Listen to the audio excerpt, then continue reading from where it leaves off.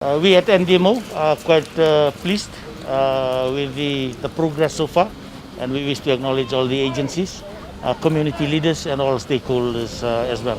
As we speak today, we have about 148 evacuation centers still active. We have about 4,000 plus people in that, and about 104 household. Average of household is 3 to 5 in those evacuation centers. In the majority being in the west, and then we have central, and then we have the northern division as well. There's nothing in the eastern division. Those in the evacuation centers have been provided with their rations to sustain them, and of course help them in doing minor work so that they can get back to normal life immediately. We are concentrating again, liaising with other stakeholders on returning the evacuees safely to their communities, but subject to the status and of course health issues, health-related issues as well in their communities. But we are hopeful and thankful as well that the numbers keep decreasing in terms of active evacuation centers and number of people within as well. In terms of the restoration of essential services, accessibility is not a major issue, except in some of the which will be important for farmers and the rural communities, but the main supply routes we are happy, and further works and repairs will be dependent on weather and of course the mobilization of the resources from FRA. Energy, we are thankful as well for the progress. I think the fault that was reported a few days back has been detected, and the whole of Fijivillage is energized, but that does not mean that everybody will have power back because there are some safety procedures that needs to be undertaken as well. But it's minor, or a few houses, areas in the next few days, and but EFL is just working on it. Water Authority, we are thankful. I think the only major concern now is Sigatoka. Sigatoka is about 40% in terms of their normal supply, and they have given their timeline, but hopefully it could be earlier. I was in Motovo this morning in Sigatoka to see the progress undertaken by Water Authority Fiji Limited. But in the meantime, we just ask people to bear with us, particularly residents of Sigatoka, because there will be water cottage, and if need be, they just need to liaise very closely with the Ministry for Rural Development and Disaster. It will be coordinated by the DO.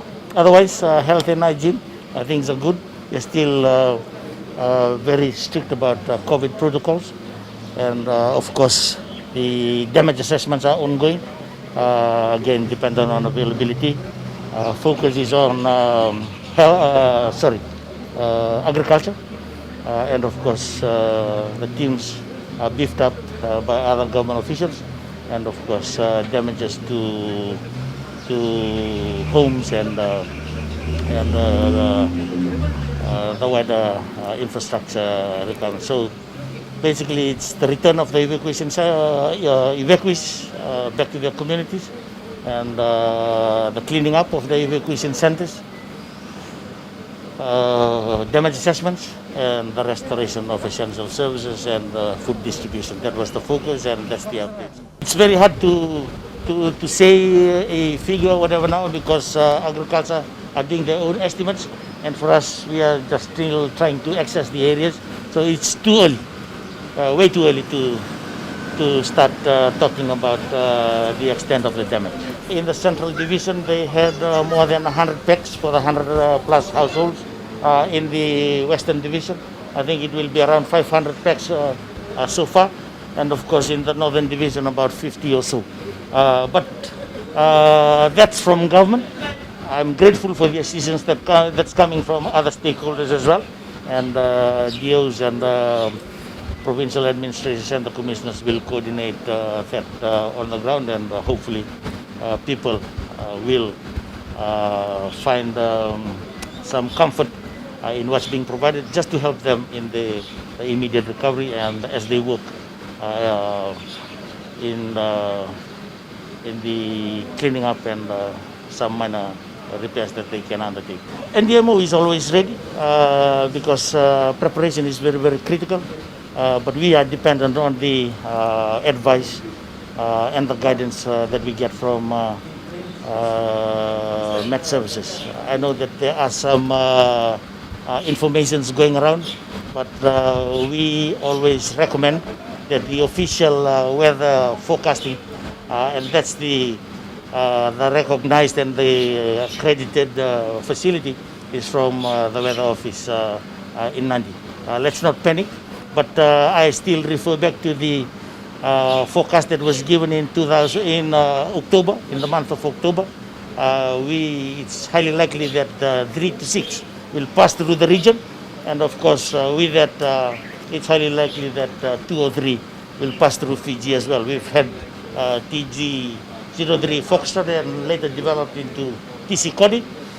We expect that 1 or 2 might come our way. Therefore, the general message is for everyone, let's just prepare and be listening very carefully to the advices and take the appropriate actions once received.